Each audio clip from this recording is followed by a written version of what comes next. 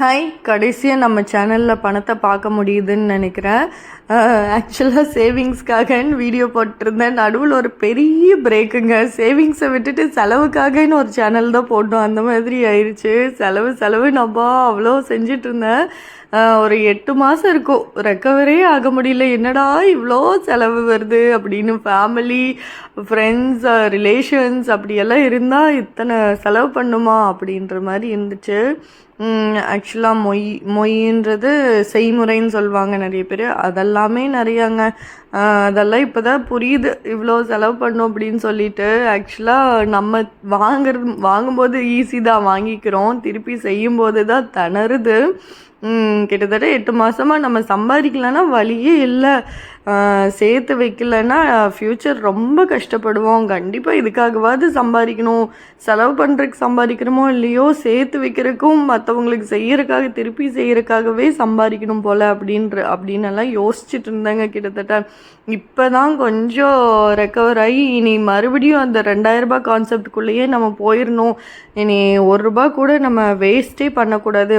நிஜமாக ஏதாவது ஒரு பொருள் ஆசைப்பட்டு வாங்கலான்னு நினச்சா வேண்டாம் கை வைக்காத, செலவு பண்ணாத அப்படின்னு மைண்ட் செட் வர அளவுக்கு கண்ணா பின்னான்னு செலவுங்க 8 மாதமாக.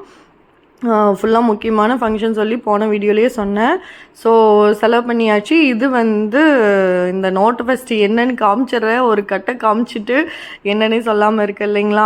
இது பசங்களுக்கு ஆக்சுவலாக காது குத்து ஃபங்க்ஷன் நடந்துச்சு. அது கொஞ்சம் பெரிய சீராகவே பண்ணுவோம் நாங்கள். நிறைய செய்முறையெல்லாம் இருக்கும், அதெல்லாம் செஞ்சு இந்த ஃபங்க்ஷன் நடத்துவோம். ஸோ நிறைய பேர் மொய் வைப்பாங்க. அதில் தான் இந்த கட்டுங்க. ஆக்சுவலாக இன்னுமே கொஞ்சம் அமௌண்ட் வந்துச்சு. அது நான் டாலி பண்ணிட்டேன். எல்லாமே ஆக்சுவலாக செலவு கணக்கு போட்டு அது எல்லாமே செலவுக்கு டாலி பண்ணிட்டேன். மிச்சம் ₹500 நோட்டில் ஒரு 4000 மிச்சம் இருக்குன்னு நினைக்கிறேங்க.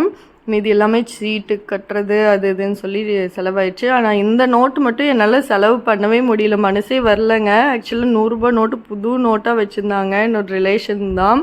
ஸோ இதை முடிஞ்ச வரைக்கும் செலவு பண்ண வேண்டாம்.